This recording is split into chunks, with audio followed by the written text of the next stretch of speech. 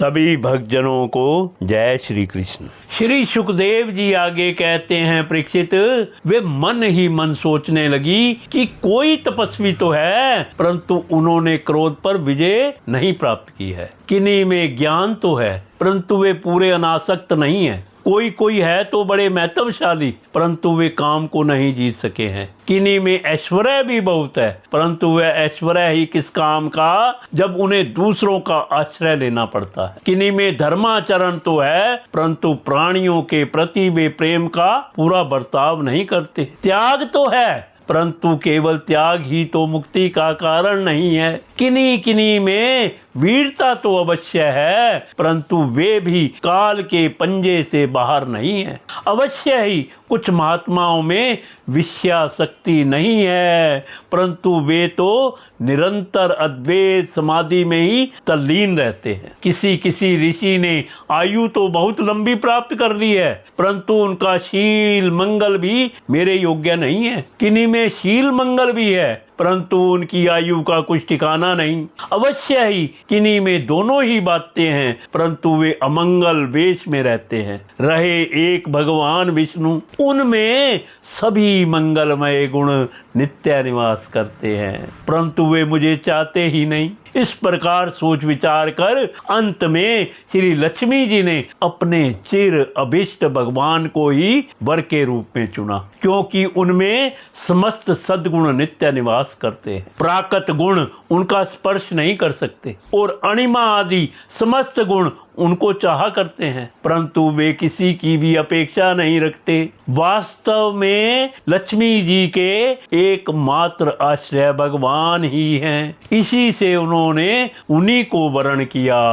लक्ष्मी जी ने भगवान के गले में वह नवीन कमलों की सुंदर माला पहना दी। बोलो लक्ष्मी नारायण भगवान की जय। जिसके चारों ओर झुंड के झुंड मतवाले मधुकर गुंजार कर रहे थे। इसके बाद लज्जापूर्ण मुस्कान और प्रेम पूर्ण चितवन से अपने निवास स्थान उनके वृक्ष स्थल को देखती हुई वे उनके पास ही खड़ी हो गई। जगत पिता भगवान ने जगत जननी समस्त संपत्तियों की अधिष्ठाता देवता श्री लक्ष्मी जी को अपने वृक्ष स्थल पर ही सर्वदा निवास करने का स्थान दिया। लक्ष्मी जी ने वहां विराजमान होकर अपनी करुणा भरी चितवन से तीनों लोकपति और अपनी प्यारी प्रजा की अभिवृद्धि की। उस समय शंख तुरही मृदंग आदि बाजे बजने लगे। गंधर्व अप्सराओं के साथ नाचने गाने लगे। इससे बड़ा भारी शब्द होने लगा। ब्रह्मा रुद्र अंगिरा आदि सब प्रजापति पुष्प वर्षा करते हुए भगवान के गुण स्वरूप और लीला आदि के यथार्थ वर्णन करने वाले मंत्रों से उनकी स्तुति करने लगे। देवता प्रजापति और प्रजा सभी लक्ष्मी जी की कृपा दृष्टि से शील आदि उत्तम गुणों से संपन्न होकर बहुत सुखी हो गए। परीक्षित, इधर जब लक्ष्मी जी ने दैत्य और दानवों की अपेक्षा कर दी, तब वे लोग निर्मल उद्योग रहित निर्लज और लोभी हो गए। इसके बाद समुद्र मंथन करने पर कमल नयनी कन्या के रूप में वारुणी देवी प्रकट हुई। भगवान की अनुमति से दैत्यों ने उसे ले लिया। तदंतर महाराज देवता और असुरों ने अमृत की इच्छा से जब और भी समुद्र मंथन किया, तब उसमें से एक अत्यंत अलौकिक पुरुष प्रकट हुआ। उसकी भुजाएं लंबी एवं मोटी थी। उसका गला शंख के समान उतार चढ़ाव वाला था और आंखों में लालिमा थी। शरीर का रंग बड़ा सुंदर सांवला था। गले में माला, अंग अंग सब प्रकार के आभूषणों से सुसज्जित, शरीर पर पीतांबर, कानों में चमकीले मणियों के कुंडल, चौड़ी छाती, तरुण अवस्था, सिंह के समान पराक्रम, अनुपम सौंदर्य, चिकने और घुंघराले बाल लहराते हुए उस पुरुष की छवि बड़ी अनोखी थी। उसके हाथों में कंगन और अमृत से भरा हुआ कलश था। वह साक्षात विष्णु भगवान के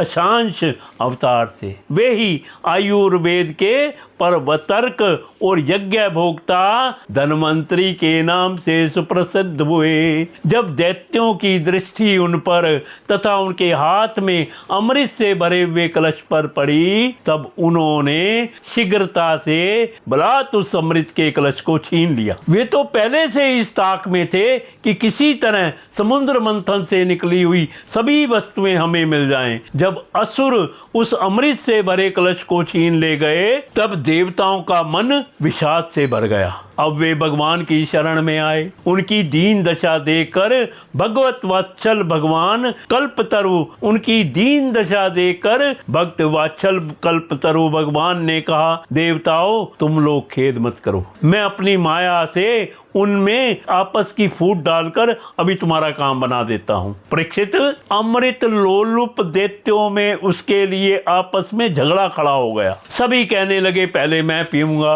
पहले मैं पीऊंगा, पहले मैं, तुम नहीं, तुम नहीं। उनमें जो दुर्बल थे वे उन बलवान दैत्यों का विरोध करने लगे। जिन्होंने कलश छीन कर अपने हाथ में कर लिया था, वे ईर्ष्या वश धर्म की दुहाई देकर उनको रोकने और बार बार कहने लगे कि भाई देवताओं ने भी हमारे बराबर ही परिश्रम किया है, उनको भी यज्ञ भाग के समान इसका भाग मिलना ही चाहिए। यही सनातन धर्म है। इस प्रकार इधर दैत्यों में तू मैं हो रही थी और उधर सभी उपाय जानने वालों के स्वामी चतुर शिरोमणि भगवान ने अत्यंत अद्भुत और अवर्णनीय स्त्री का रूप धारण किया। शरीर का रंग नील कमल के समान श्याम एवं देखने ही योग्य था। अंग प्रत्यंग बड़े ही आकर्षक थे।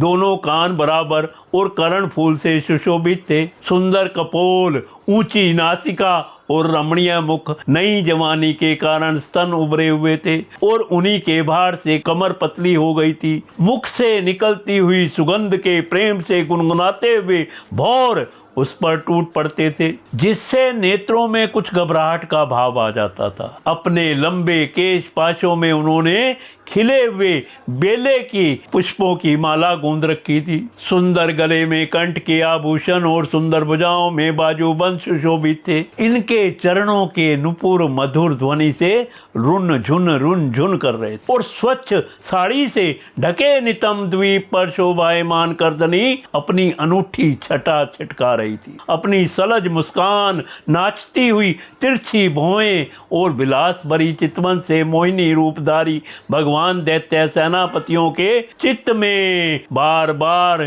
कामोदीपन करने लगे।